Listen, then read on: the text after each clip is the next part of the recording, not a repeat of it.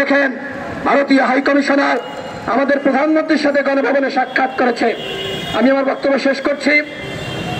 প্রধানমন্ত্রীর সাথে সাক্ষাৎ করেছেন, সেখানে প্রধানমন্ত্রী বলেছেন বাংলাদেশে গণতন্ত্রের ধারাবাহিকতা রয়েছে, যে কারণে বাংলাদেশে ব্যাপক উন্নয়ন হয়েছে। এর মাধ্যমে তিনি তার বক্তব্য ক্লিয়ার করেছেন, তিনি ভারতেও ওই হিন্দুত্ববাদ সরকারের ধারাবাহিকতা চান, ওই তথাকথিত গণতন্ত্রের ধারাবাহিকতা চান। আজকে ভারতে আগ্রাসন চলছে, ভারতের মুসলমানদের উপরে আগ্রাসন চলছে, ভারতের যারা প্রগতিশীল রয়েছে, যারা প্রকৃত হিন্দু রয়েছে তাদের উপর আগ্রাসন চলছে। ঠিক একইভাবে বাংলার মুসলমানদের উপরে, বাংলার ভিন্ন মতের মানুষের উপরে এই শেখ হাসিনা সরকার এবং মোদী সরকার যৌথভাবে আজকে আগ্রাসন চালাচ্ছে। আমাদের সকলকে এই আগ্রাসনের বিরুদ্ধে দাঁড়াতে হবে। আজকে ভারতের মুসলমানরা নামাজ পড়তে গিয়ে নিরাপদ নয়, আজকে ফিলিস্তিনের মুসলমানরা নামাজ পড়তে গিয়ে নিরাপদ নয়, আজকে মায়ানমারের মুসলমানরা নামাজ পড়তে গিয়ে নিরাপদ নয়। অথচ দুঃখের সাথে বলতে হয়, আমরা মুসলিম বিশ্ব, বিশেষ করে মধ্যপ্রাচ্য, তারা যদি এক থাকতো তাহলে ইসরায়েলের কোনোভাবে সাহস হতো না এভাবে নির্বিচারে গুলি চালিয়ে আজকে 30,000 ফিলিস্তিন নাগরিককে হত্যা করা। এই সাহস হতো বন্ধুগণ? আজকে মধ্যপ্রাচ্য, আজকে সৌদি আরব থেকে শুরু করে আজকে সেখানকার রাজা, সেখানকার যারা প্রেসিডেন্ট রয়েছে তাদের মধ্যে একতাবদ্ধ নাই, তারা এক নাই, যে কারণে আজকে ওই ইসরায়েলকে ভিতরে ভিতরে অনেকে সমর্থন দিচ্ছে, সমর্থন দিয়ে আজকে আগ্রাসন চালাচ্ছে।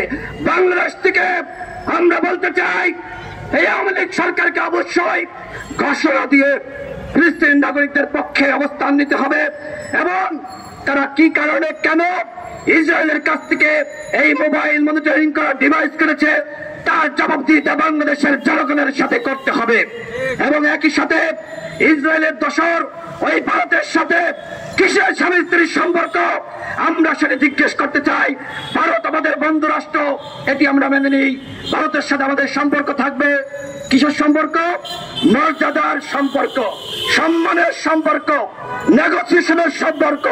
কিন্তু আমার দেশের সীমান্তে আজকে গুলি করে বাংলাদেশের নাগরিককে হত্যা করা হবে, আজকে তিস্তার পানি বন্টন ন্যায্যভাবে করা হবে না, সেটিকে আমরা মেনে নিতে পারি বন্ধুগণ? আমরা মেনে নিতে পারি না। যে কারণে আমরা এই ঈদে কোন ভারতীয় পণ্য কিনব না। আমরা ঈদে যে সেমাই খাবো, মিষ্টি খাবো, আমরা যে পোলাও কামড়া খাবো, সেখানে কোনো মশলা, ভারতীয় মশলা আমরা ব্যবহার করব না।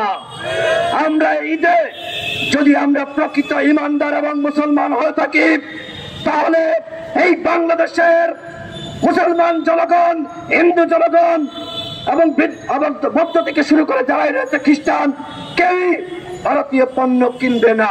আমরা বাংলাদেশের জনগণকে বলতে চাই, আপনারা ভারতীয় পণ্য বর্জন করুন, দেশীয় পণ্য গ্রহণ করুন এবং ইসরায়েল এবং ভারতের দোসর এই সরকারকে সবথেকে ভারতীয় পণ্য, ইসরায়েলের পণ্য তাদেরকে বর্জন করুন। ধন্যবাদ সকলকে। আসসালামু আলাইকুম।